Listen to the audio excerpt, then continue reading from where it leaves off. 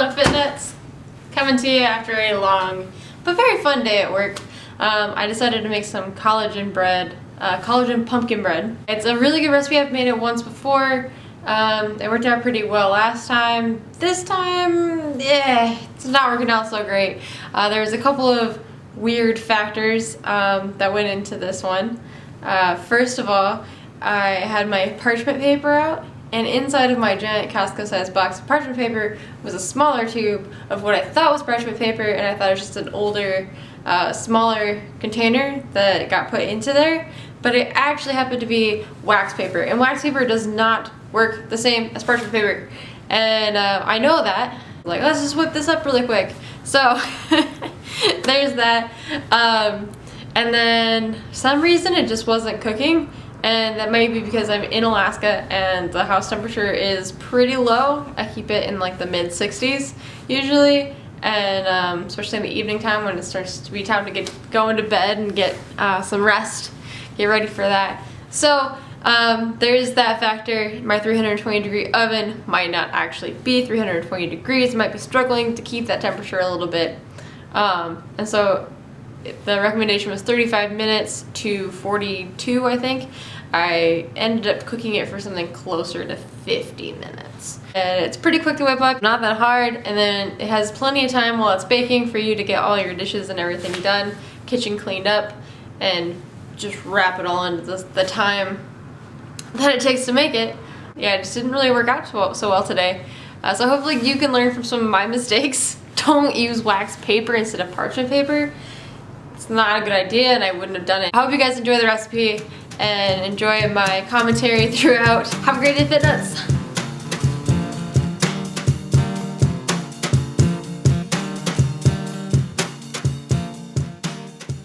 Alrighty, Fit Nuts. So this is a collagen pumpkin bread recipe that I found on the Bulletproof website. What I'm doing here is lining my bread pan with parchment paper and not wax paper.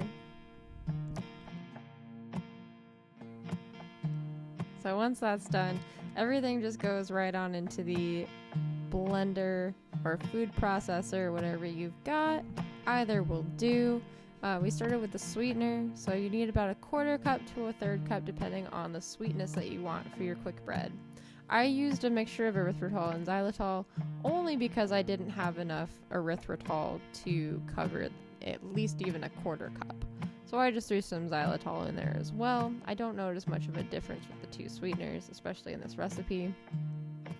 Then you want to add your pumpkin.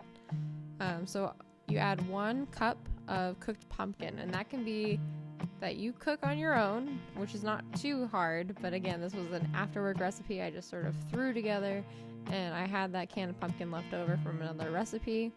I only used a little bit of it, and so I'm using here a BPA-free organic pumpkin. So you'll always want to get the BPA-free cans, and you want to make sure that you don't get pumpkin pie filling, even if it's organic. Because we'll add our own spices and things in there for it and flavor it up.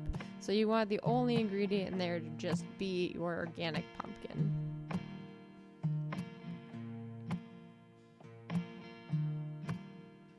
Then you add a 1/2 cup of melted butter. So this is nice and hot right out of the microwave what I used to melt it.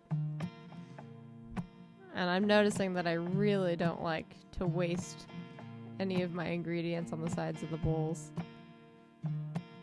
We add 4 eggs. These will bind everything together,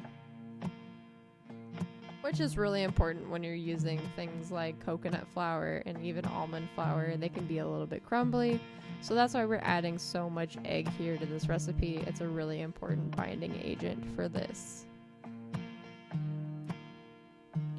Then we add our collagen peptides. Try and get the most quality powder that you can. If you can find grass-fed at a store near you that is affordable, please go for that. That's the much better quality. But then again, get the best that you can afford or find. So then we're adding our almond flour here. We're doing 1.5 cups, but I'm doing it in 1/2 cup increments just because those bags are really small and it's kind of hard to force a whole 1 cup scoop into and get anything out.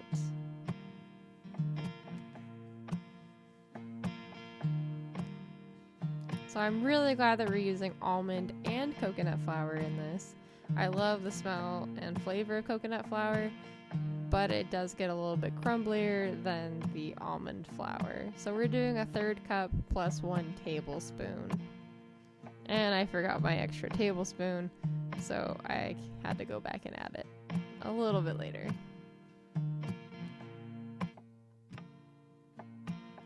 So now we're getting to that pumpkin pie spice part. We're adding some nutmeg. And a really interesting ingredient in this recipe is turmeric. And I love that it's in this recipe because it has so many great health benefits. And it adds a really cool kind of yellowish color. So here's our cinnamon.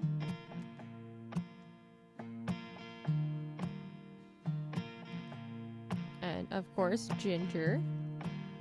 And this bread kind of has a really ginger forward flavor. But it's kind of nice, even though I'm not a huge fan of ginger. It's nice that I can taste all the different flavors in here. So here's our salt.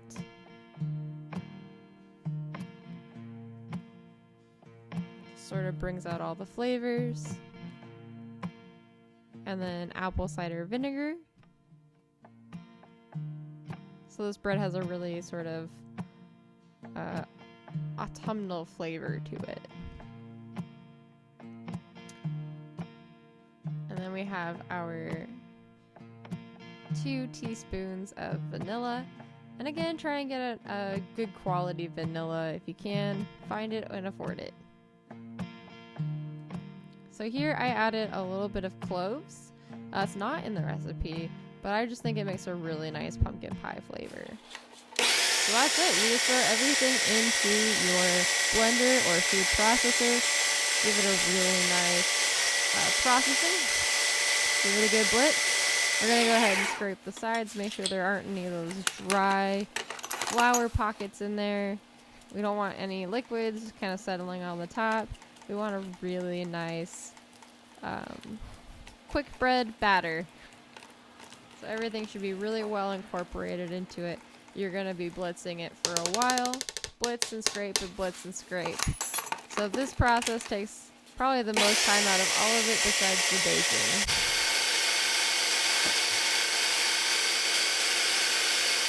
Be patient with it. It'll start to look really, really good.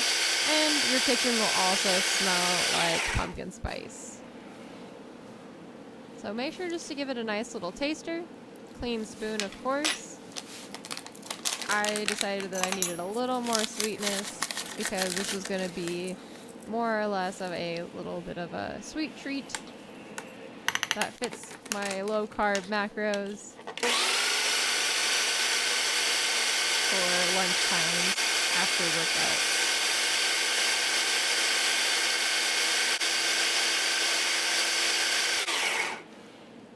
So make sure that's really well incorporated into there, and then you're all set, good to go. Go ahead and throw it into your bread pan for cooking.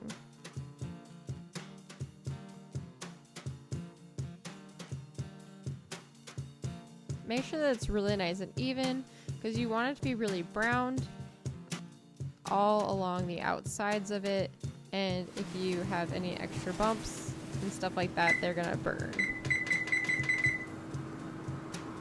So we're set at 320, and we're doing this for 35 minutes to start off with. That's the lowest recommendation. I ended up going for a very, very long time. As you can see, it's still really battery after 35 minutes in the oven. Even here, after I added probably about 5 minutes, I don't like to go up in really large increments. I like to kind of keep an eye on things. So I pulled out a toothpick and it came out really doughy. So it's going back in. I said for 2 minutes. I thought that was going to be long enough. It certainly was not long enough. And even this, I thought it was done. I went to pull it out using the parchment paper and it didn't quite work out. So you want to make sure that it gets really, really brown and make sure that it cooks all the way through. So thanks, FitNuts. Have a wonderful day.